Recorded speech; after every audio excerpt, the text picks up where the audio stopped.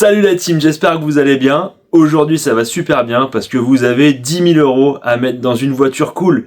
Une voiture avec laquelle vous allez avoir envie de faire des kilomètres, une voiture qui va vous filer la banane, une voiture que vous allez sortir sans raison. Et pourquoi pas une Renault? Et dans cette vidéo je vous en présente 5 avec lesquelles vous allez pouvoir vous filer une banane d'enfer. C'est parti!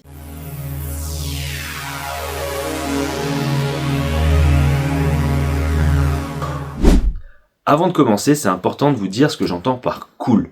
Une voiture cool, qu'est-ce que c'est? C'est une voiture qui va se contenter d'être plus qu'un simple déplaçoir pour vous emmener d'un point A à un point B. C'est typiquement la voiture que vous avez dans le garage et vous avez la banane quand vous la démarrez, vous avez la banane quand vous la regardez et vous savez qu'à chaque fois que vous allez la sortir, vous allez passer un bon moment. C'est exactement ça que j'entends. Et ça peut être une routière, une sportive, une ancienne, un 4x4, ça peut être plein de voitures différentes. Le seul truc qui est vraiment important pour moi, c'est qu'elle vous donne cette petite étincelle que nous les passionnés on a. Comment je sélectionne les voitures qu'il y a dans cette vidéo? Rien de très objectif, c'est des voitures que je trouve intéressantes, qui sont pas forcément toujours très connues, ça peut être la voiture en elle-même ou la version, et moi je me verrais bien rouler dedans. Donc j'ai tout simplement envie de vous les faire découvrir. Et allez, on n'attend pas plus longtemps et on passe tout de suite à la première voiture. Première voiture de ce top, la Mégane 2 GT 2 litres turbo 165 chevaux.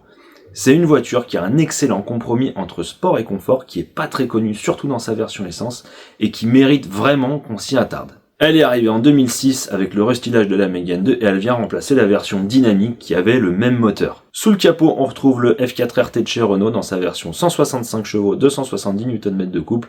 Alors l'appellation moteur, elle aurait mieux été pour le 2 litres TFSI. Ceux qui auront la rêve comprendront.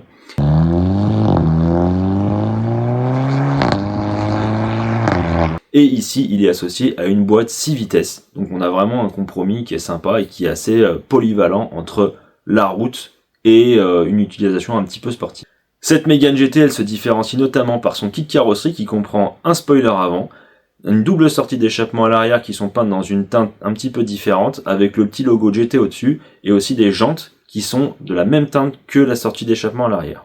Dedans, vous avez des éléments qui sont plus sportifs, notamment un pédalier alu, le volant avec le petit badge GT qui vous permet de la différencier au premier coup d'œil et des sièges un peu plus enveloppants qui vous permettent d'attaquer un peu en col sans être ballotté de tous les côtés.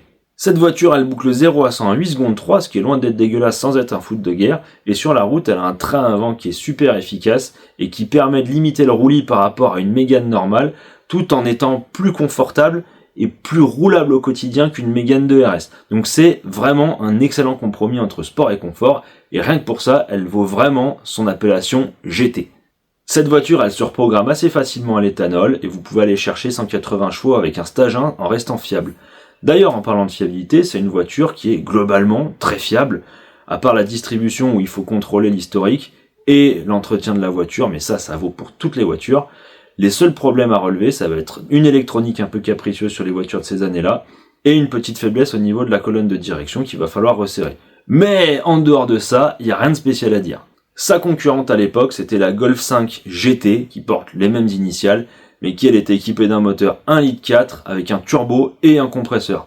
Au niveau fiabilité, ça fait quand même pas mal d'éléments qui risquent de merder, donc restez sur la Mégane GT. La majorité du marché pour cette voiture, ça se situe entre 5 et 9 000 €, et le plus bel exemplaire que j'ai vu, le plus cher du Bon Coin, en ce moment, c'est-à-dire fin 2024, il était à 8 990 €, et franchement, il était clinique. Donc c'est une voiture qui est actuellement au creux de la vague, et qu'il faut se dépêcher d'acheter, parce qu'à mon avis, je prédis que dans 1 ou 2 ans, la cote elle va commencer à grimper. Cette voiture, elle existe aussi en 2 litres DCI 150 chevaux dans la même finition, mais pour une utilisation vraiment plaisir, voiture cool, je préfère quand même garder la version essence. Cette voiture, elle existe aussi en coupé cabriolet avec ce moteur-là. On en trouve à la pelle en Allemagne pour vraiment que dalle. J'ai vu un exemplaire ultra propre avec 53 000 km pour à peine 5 000 €. Franchement, pourquoi se priver? Donc, la Mégane 2 GT, on valide et on achète tout de suite. Pour la deuxième voiture, on va changer radicalement d'univers, on va partir sur une voiture ancienne, un vrai voyage dans le temps, c'est la Renault Dauphine, alors slash Ondine, qui était la version un peu plus luxueuse pour l'époque, et qui mérite vraiment qu'on s'y arrête, parce que c'est l'occasion de rentrer dans le marché de l'ancienne, d'avoir des sensations qui sont complètement différentes de ce qu'on connaît, pour moins de 10 000 €. Cette voiture, elle a été introduite en 1956 pour succéder à la 4 chevaux qu'on appelait la reine des voitures. C'est pour ça qu'elle s'appelle la Dauphine. Et elle incarne le renouveau de Renault dans les 30 Glorieuses sur le segment des petites populaires françaises. Elle a été vendue à plus de 2 millions d'exemplaires dans le monde. Donc c'était quand même un sacré succès à l'époque. C'est une icône des années 50 avec son design rond, sa bouille sympa et son petit moteur de 845 cm3 qu'on appelle le Billancourt. C'est le moteur qu'on avait avant le Clio Fonte qui est vraiment plus connu.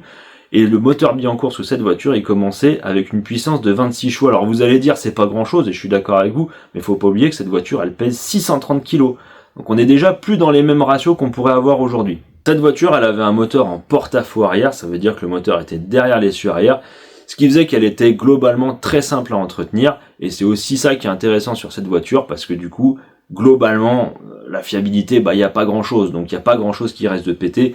Le seul truc à savoir, c'est, comme toutes les voitures de cette époque-là, attention à la rouille. Sur la route, c'est une voiture qui est quand même assez floue, notamment au passage de vitesse. Moi, je sais que quand je l'ai conduit, j'ai toujours galéré à trouver mes vitesses, en tout cas au début. Et la direction, c'est pareil, c'est flou, ça flotte. Bon, c'est une voiture qui a 60 ans, donc forcément, on ne peut pas attendre d'une voiture de ces années-là qu'on ait les sensations d'aujourd'hui. Mais c'est ça qui est intéressant, c'est ça aussi qui nous transporte dans le temps, et c'est pour ça que je la trouve intéressante. Comme je vous l'ai dit, on avait la version luxe Ondine qui a été introduite à partir de 61, avec la boîte de vitesse 4 vitesses, et summum du luxe, le dossier des sièges inclinables. On plaisantait pas à l'époque, hein. Vous aviez la version Gordini nom de code 1091 qui vous offrait un moteur upgradé, pimpé à une puissance folle de 33 à 36 chevaux. Et le Graal, mais qui est intouchable dans les 10 000 euros, on sort complètement du budget parce que c'est introuvable, la version 1093 qui était la version compétition qui partait de la Gordini mais qui faisait 49 chevaux. Alors, pareil, 49 chevaux pour une version compétition, aujourd'hui ça peut paraître ridicule, à l'époque pour 630 kg, ça marchait plutôt pas mal, même si ceux qui faisaient de la compète, ils l'appelaient pareil. Il y a même des mecs qui sont amusés à y mettre 85 et 90 chevaux. Je vous laisse imaginer à l'époque dans une caisse qui se dandinait un peu dans tous les sens avec une direction et une boîte floue ce que ça pouvait donner. Mais moi ça m'aurait bien fait marrer. C'est une voiture qui a été produite dans plein de pays différents, notamment en Italie. Elle a été distribuée sous licence par Alfa Romeo. Donc vous aviez l'Alfa Romeo Ondine, qui est une curiosité un peu sympa. Si vous pouvez en trouver une, c'est toujours intéressant sur un rasso, ça permet de discuter un peu. La cote de cette voiture, elle est assez stable depuis le début des années 2020. On en trouve quand même pas mal en dessous des 10 000 euros, dans des états vraiment sympas, et qui vont vous permettre, comme je l'ai dit plutôt, d'accéder à un monde vraiment cool, et à des sensations vraiment cool. Donc c'est un achat vraiment sympa à faire si vous voulez vous faire plaisir avec une ancienne. Pour la troisième voiture, on va partir du côté du Festival de Cannes avec une bagnole qu'elle est bien pour la conduire. Elle a fini avec le temps chou-fleur dans les visiteurs. C'est la Renault Safrane, ici dans sa version 2,5 litres 20 valves. Vous avez bien entendu 2,5 litres parce que c'est un 5 cylindres d'origine Volvo qu'on retrouve sous le capot. Cette voiture, elle a connu deux phases. Phase 1 de 92 à 96 et phase 2 de 96 à 2002. Et ce qui nous intéresse ici, c'est la phase 2, puisque le 2,5 litres d'origine Volvo, il vient remplacer le V6 PRV qui faisait 170 chevaux. Cette voiture, c'est la seule française qui a été équipée d'origine d'un 5 cylindres. Et d'ailleurs, c'était une époque où les Françaises, elles avaient pas peur face aux Allemandes sur l'autobahn. On avait un niveau de confort exceptionnel, des sièges, c'était même plus des sièges, c'est des fauteuils, et vous aviez un nombre incalculable de réglages pour vous mettre bien et faire de la route peinard. Moins coupleux que le V6, ce 5 cylindres, il aime bien s'exprimer dans les tours, c'est très rageur et c'est ce qui faisait que ce moteur, il était apprécié sous cette bagnole. D'ailleurs, pour les amateurs, un 5 cylindres, ça fait toujours un son de fou. Écoutez-moi ça.